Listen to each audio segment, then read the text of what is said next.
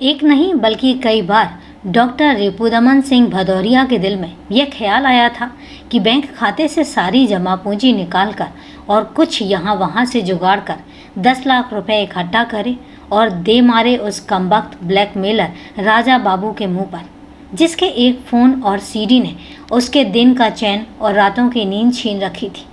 तो दोस्तों, क्या है पूरी कहानी और क्या हुआ था डॉक्टर रिपुदमन सिंह भदौरिया के साथ, हम जानेंगे पूरे विस्तार से। लेकिन उससे पहले नमस्कार दोस्तों, क्राइम चैनल पर आपका स्वागत करती हूं और उम्मीद करती हूं कि आप सब लोग स्वस्थ होंगे, सुरक्षित होंगे।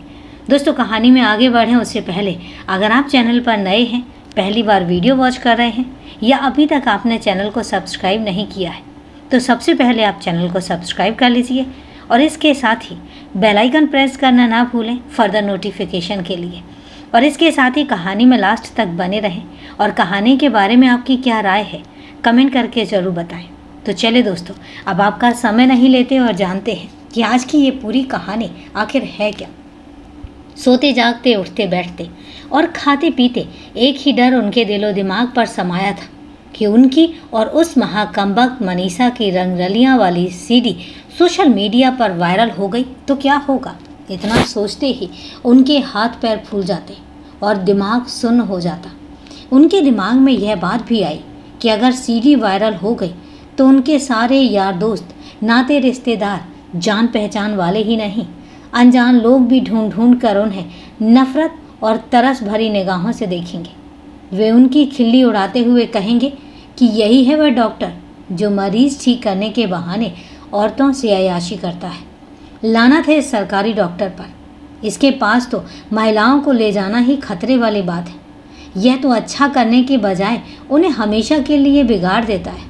मरीजों के ब्लड प्रेशर का इलाज करने वाले डॉक्टर सिंह का ब्लड प्रेशर इस वक्त और बढ़ जाता जब वह सोचते कि हकीकत सामने आने पर सरकार उन्हें सस्पेंड करके उनका मेडिकल प्रैक्टिस का लाइसेंस भी रद्द कर सकती है। अगर ऐसा हो गया तो वो किसी काम के नहीं रहेंगे और उनकी पूरी मेहनत और इज्जत मिट्टी में मिल जाएगी। लोग भी उनसे कतराने लगेंगे, यार दोस्त भी उनसे कन्नी काटने लगेंगे। ब्लैकमेलर राजा बाबू ने उनसे जो 10 लाख रुपए मांगे थे, उनके लिए खास बड़ी रकम नहीं थी, पर खौफ और डर इस बात का था कि 10 लाख रुपए उसे दे भी दे तो इस बात की क्या गारंटी है कि उनका पिंड छोड़ देगा। हो सकता है कि कुछ दिनों के बाद वह फिर उसी सीडी का डर दिखाकर उनसे और रकम ऐंठने की कोशिश करे। तब क्या होगा।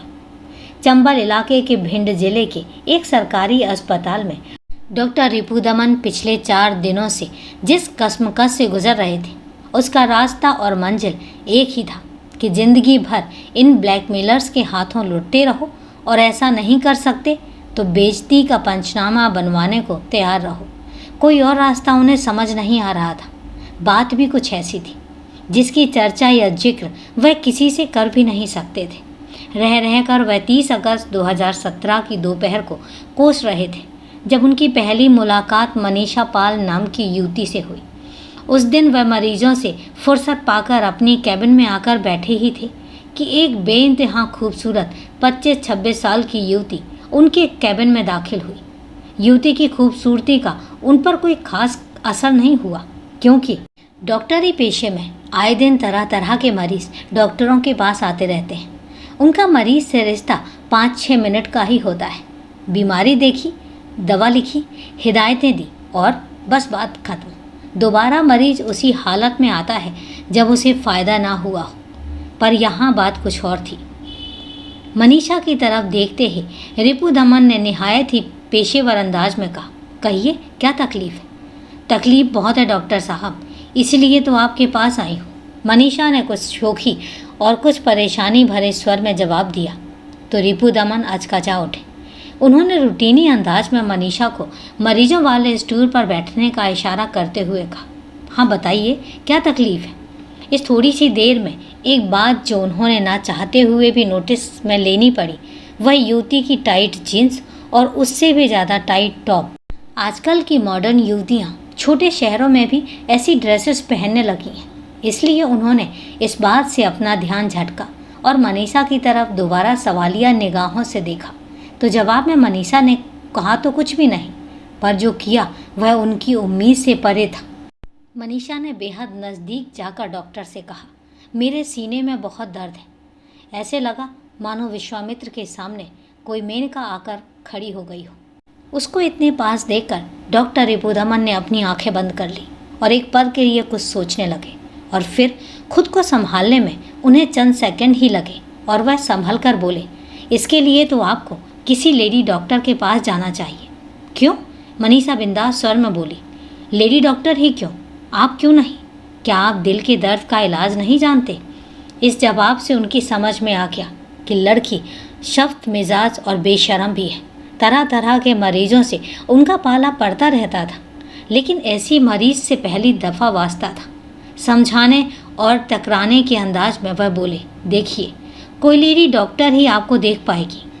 ठीक है, दिखा लूँगी, पर हाल फिलहाल तो आप देख लीजिए। दर्द वाकई ज़्यादा है, जिसे डॉक्टर से छिपाना मैं ठीक नहीं समझती। मनीषा अब दार्शनिकों के से अंदाज में बोली तो रिपुदमन भी समझ में आ गया था कि यह सन की युवती आसानी से उनका पीछा नहीं छोड़ने वाली। उन्होंने अपना स्टेथोस्कोप उठाया और उसे पीठ और छाती पर रखते हुए चेकअप करना स्टार्ट कर दिया। फिर पर्चे पर कुछ दवाइयाँ उसे लिखकर दे दी। इस दौरान मनीषा नादान बनती वाचाल लड़की की तरह अपनी बीमारी से ताल्लुक़ रखती कई बातें उनसे पूछती रही और जिसका वह सब्र से जवाब देते रहे। मनीषा चली गई तो उन्होंने मीलों लंबी सांस ली। कैबिन में बिखरी खुशबू नथनों और दिमाग में समा रही थी। इसी दौरान दूसरा मरीज आ गया तो वह उसे देखने में व्यस्त हो गए और कुछ देर पहले का नज़ारा भी दिलो दिमाग से निकल गया। रोजाना की तरह घर आकर वह अपने कामकाज में लग गए और अस्पताल की बातों को भूल गए। लेकिन देर रात मोबाइल फ़ोन की घंटी से उनकी नींद खुली तो स्क्रीन पर अनजान नंबर देखकर झल्ला उठे। क्या पता कौन होगा आधी रात में, सोचते हुए उन्होंने कॉल रिसीव की तो दूसरी तरफ से बगैर किसी भूमिका के हाय हेलो की आवाज़ आई, डॉक्टर साहब, दिल का दर्द नहीं जा रहा है। ऐसे लग रहा है कि जैसे कोई पत्थर वाली चीज़ सीने पर रखी हो। रिपुदमन को पहचानने में देर नहीं लगी कि यह आवाज़ उसी खूबसूरत युवती यानी मनीषा की ही है जो दोपहर में उनके पास आई थी और उनके दिल में हलचल मचा गई थी। फिर भी अनजान बनने की एक्टिंग करते हुए उन्होंने पूछा, कौन बोल रही हैं आप? अरे मैं हूँ मनीषा, जिसे दोपहर में आपने चेकअप किया था। डॉक्टर साहब, तब मैंने सब कुछ तो दिखा दिया था, पर दर्द है कि ठीक ही नहीं हो रहा है। क्या करूँ समझ नहीं आ रहा। अब प्लीज़ आप ही कुछ कीजिए, उसने कहा। आवाज़ में दर्द कम, एक आमंत्रण ज़्यादा था जिसे डॉक्टर रिपुदमन तो क्या कोई भी मामूली मर्द भी आसानी से भांप सकता था कि युवती चाहती क्या है और उसके कहने का मतलब क्या है। रिपुदमन के दिमाग का फ्यूज़ इस बार मनीषा की आवाज़ से उड़ गया था। फिर भी खुद की प्रतिष्ठा और डॉक्टरी पेशे की गरिमा को बनाए रखते हुए उन्होंने फ़ोन पर ही मनीषा को दूसरी गोली का नाम लिखाते हुए उसे खा लेने की सलाह दी। मनीषा का फ़ोन काटने का इरादा नहीं लग रहा था और इसलिए वह बेवजह के सवाल किए जा रही थी। सवाल भी एक पुरुष को भड़काने वाले थे। लंबी व्यर्थ बातें करने के बाद उन्होंने इत्सी करते हुए मनीषा को फिर किसी लेडी डॉक्टर को दिखाने की सलाह दे डाली। इति तो नहीं, पर अति ज़रूर हो रही थी। मनीषा पॉल की बातें और खूबसूरती ने फिर बाकी रात रिपुदमन को सोने नहीं दिया। बार बार उनकी आंखों के सामने वह दृश्य घूम रहा था जब मनीषा ने एक झटके में उनके करीब आकर उनको चौंका दिया था। युवा रिपुदमन की हालत किशोरों जैसी हो गई थी, जैसे वह नींद में जाने को होते। गहराई मनीषा उन्हें जगा देती और उससे हुई मुलाकात और बातों से मेडिकल के दौरान फिजियोलॉजी नाम के विषय की पढ़ाई हवा हो गई थी। जितना वह मनीषा को अपने से दूर करने की कोशिश करते, वह न्यूटन के नियम की तरह वापस उन्हीं के ख्यालों में आ जाती थी। अगले 3 दिन सुकून से कटे। मनीषा का कोई फ़ोन नहीं आया तो रिपुदमन को लगा कि वह लड़की उनके ज़िंदगी में हवा के महकते झोंके की तरह आई और चली गई। 31 अगस्त को छुट्टी लेकर वह अपने घर ग्वालियर आ गए। तीसरे दिन अचानक फिर उनके पास उसका फ़ोन आया। वह पहले की ही तरह बगैर किसी औपचारिकता की बोली, अब दर्द में आराम तो है, लेकिन वह पूरे तरीके से ठीक नहीं हुआ है, इसलिए बेहतर होगा कि आप एक बार और चेक कर लें। यह तो मुमकिन नहीं है क्योंकि इस समय मैं ग्वालियर में हूँ, डॉक्टर रिपुदमन ने कहा। वाह, क्या हसीन इत्तेफाक है, मनीषा चहक कर बोली। मैं भी ग्वालियर आई हुई हूँ। आपका घर का पता दे दें तो मैं वहीं पर आकर दिखा लेती हूँ। ना चाहते हुए भी रिपुदमन ने उसे अपने घर का पता दे दिया। उस वक्त पर घर में वो अकेले थे। कुछ देर बाद ही मनीषा उनके घर पहुंच गई। उसे घर आया देखकर रिपुदमन घबरा उठे, पर क्या करते। आबेल, मुझे मार वाली बात उन्हीं ने पता देकर की थी। उन्हें घबराया देखकर मनीषा ने साथ लाए बैग से कोल्ड ड्रिंक की 2 बॉटल्स निकाली और कहा, आप तो करेंगे नहीं, लीजिए, मैं ही आपका स्वागत करती हूँ। रिपुदमन के चेहरे पर शंका देखकर वह हंसते हुए बोली, अरे बाबा, रास्ते में अपने लिए सामान खरीद रही थी। दुकान वाले के पास खुले पैसे नहीं थे और इसलिए सोचा कि कोल्ड ड्रिंक्स ही ले लूँ। कम से कम आपके साथ कोल्ड ड्रिंक्स पीने का सौभाग्य तो मिलेगा। यकीन माने, इसमें कोई जहर वहर तो नहीं है। इस बार मनीषा और भी उत्तेजक कपड़ों में आई थी। वाकई वह कहर ढा रही थी, जिससे रिपुदमन खुद को बचा नहीं पाए और मनीषा के हाथों कोल्ड ड्रिंक पी ली।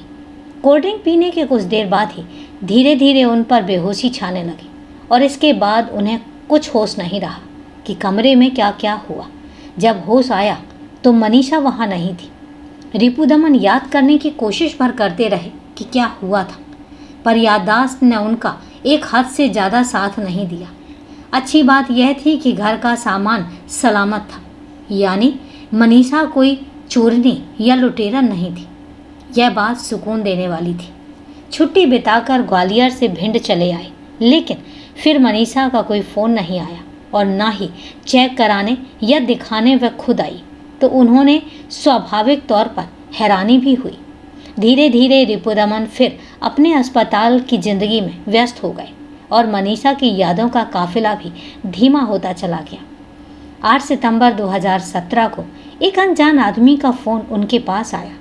उसने बेहद शातिर और दबी आवाज़ में इतना कहकर फ़ोन काट दिया कि मैं राजा बाबू बोल रहा हूँ। शाम तक एक पार्सल आपको मिलेगी, उसमें एक सीडी है और उसे देख लेना। कैसे आप एक महिला मरीज का इलाज कर रहे हैं, और हाँ, 10 लाख रुपयों का इंतज़ाम भी करके रखना, नहीं तो वह बहुत जल्द यह सीडी हर कोई देख रहा होगा। अब फैसला आपके हाथ में। इतना सुनते ही रिपुदमन के हाथों के तोते उड़ गए।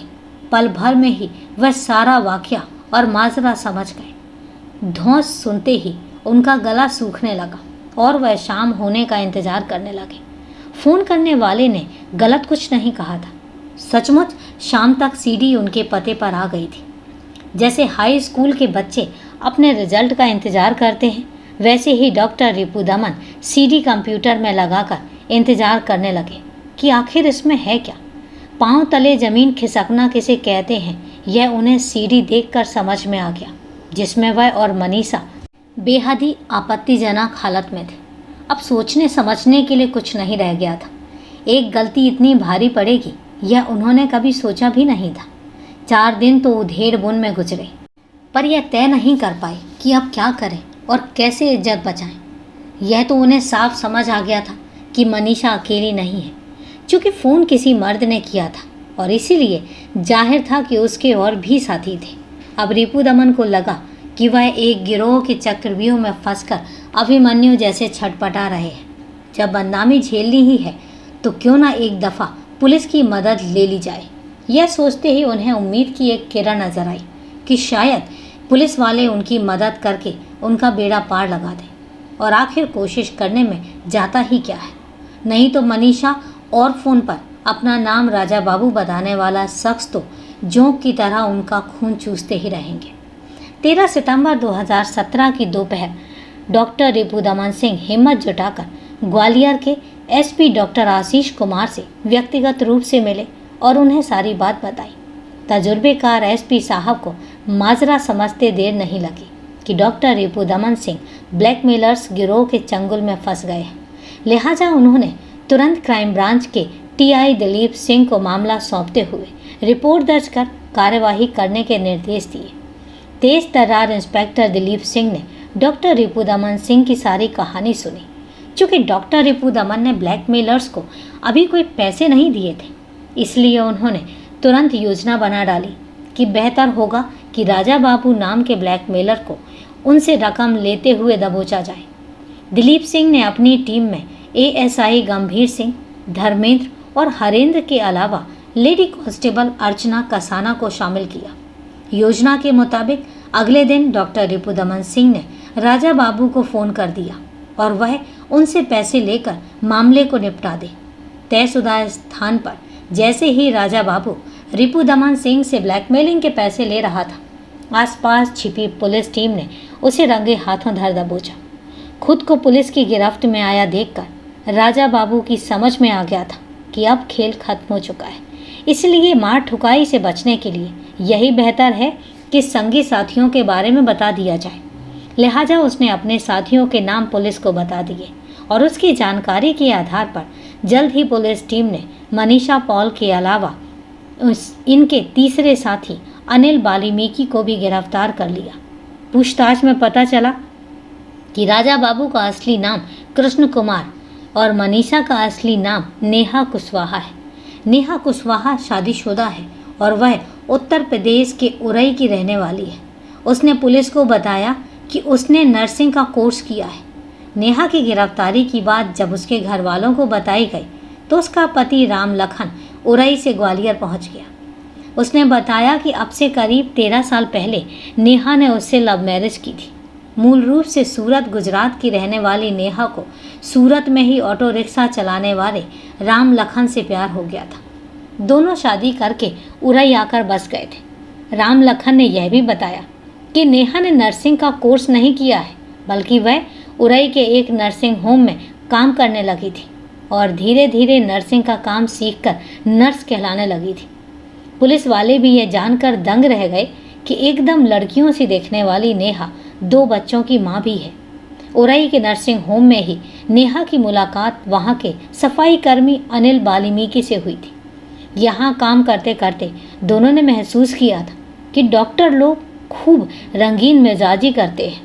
कुछ दिनों बाद नेहा की पहचान अनिल के जरिए राजा बाबू और कृष्ण कुमार से हुई और फिर कृष्ण कुमार के जरिए वह विकास गुप्ता के संपर्क में आई।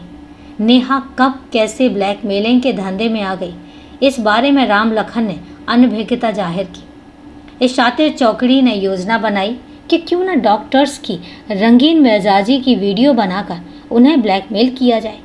इस योजना में तय हुआ कि नेहा मरीज बनकर डॉक्टर्स के पास जाकर उन्हें फंसाएगी और उनके साथ की गई रंगीन मिजाजी और शारीरिक संबंधों की फिल्म बनाएगी। ब्लैकमेलिंग और पैसा वसूली का काम बाकी 3 लोग करेंगे। आइडिया चल निकला। कैमरा चलाना सीखकर नेहा उसे ऐसी जगह फिट कर देती थी जहां से उसकी और डॉक्टर के शारीरिक संबंधों की फिल्म आसानी से शूट हो सके। पूछताछ में पता चला कि इस गिरोह ने पहली फिल्म विकास गुप्ता की साली की बनाई थी, पर तब उनका मकसद केवल उसकी शादी तोड़ना था। दरअसल विकास के संबंध अपनी साली से थे, जिसकी शादी कल्हार के एक डॉक्टर से तय हो गई थी। उस डॉक्टर को नेहा के जरिए उन्होंने फंसाया था और इसके बाद तो इनके हौसले बुलंद हो गए और ये चारों उसे फुल टाइम जॉब बना बैठे। नेहा ने अपना नाम और पहचान बदलकर मनीषा पॉल रख लिया। विकास जो इस गिरोह का मास्टरमाइंड था, उसने उसका फर्जी आधार कार्ड मनीषा पॉल के नाम से बनवा दिया था।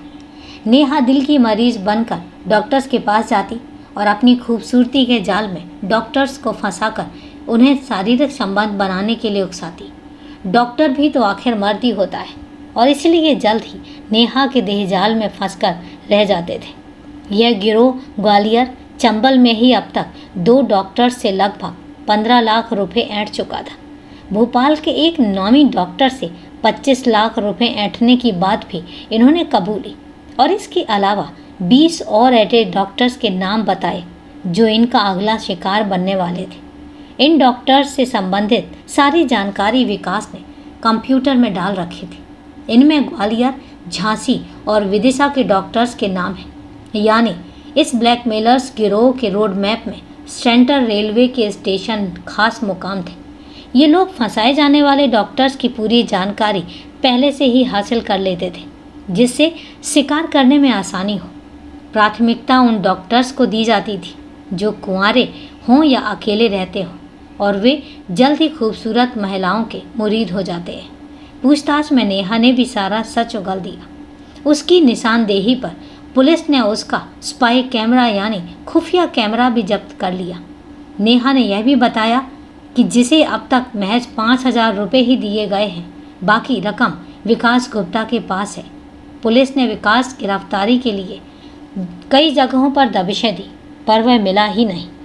नेहा, अनिल और कृष्ण कुमार उर्फ राजा बाबू से रिमांड पर पूछताछ करने के बाद जेल भेज दिया गया। रिपू दमन ने हिम्मत दिखाते हुए पुलिस की मदद ली तो न केवल खुद को बल्कि अपनी बिरादरी के और भी डॉक्टर्स को बचा लिया, जिन्हें लाखों का चूना यह गिरोह लगाने वाला था। यह सबक दूसरे डॉक्टर्स को मिल गया कि वे दिलफेंक और नेहा जैसी बड़े दिल के मरीजों के सामने अपने दिल को काबू में रखें, नहीं तो जो हस्र ऐसे मामलों में होता है उससे बच पाना मुश्किल ही नहीं बल्कि नामुमकिन है। रिपू दमन का झूठ ग्वालियर में चर्चा का विषय है कि कैसे एक बेहोश आदमी ब्लैकमेलर्स के चंगुल में फंस गया, पर हकीकत यही है। तो दोस्तों, कहानी को लास्ट तक सुनने के लिए आपका तहे दिल से धन्यवाद। अब कहानी के बारे में आपकी क्या राय है, कमेंट करके ज़रूर बताएं। और अब सिलसिला शुरू होता है आपके कमेंट्स और मेरे जवाब का। तो मेरे पास जो सबसे पहले कमेंट आया है वो है राहुल खत्री जी का, और उन्होंने लिखा है first like and comment ma'am. तो thank you very much Rahul ji, आप एज यूजुअल हमेशा सपोर्ट करते हैं, बस ऐसे ही सपोर्ट करते रहिए, तहे दिल से धन्यवाद। इसके बाद मेरे पास जो अगला कमेंट आया वो है सुषमा साहा जी का, और उन्होंने शालू एंड संध्या की वीडियो में कमेंट किया है वेरी सैड स्टोरी, और उन्होंने अगला कमेंट किया है कि नमस्कार दोस्तों, कहना अच्छा लगता है। तो सुषमा साहा जी, पहली बात तो सच बताऊं तो वीडियोस हमेशा ही सैड होते हैं।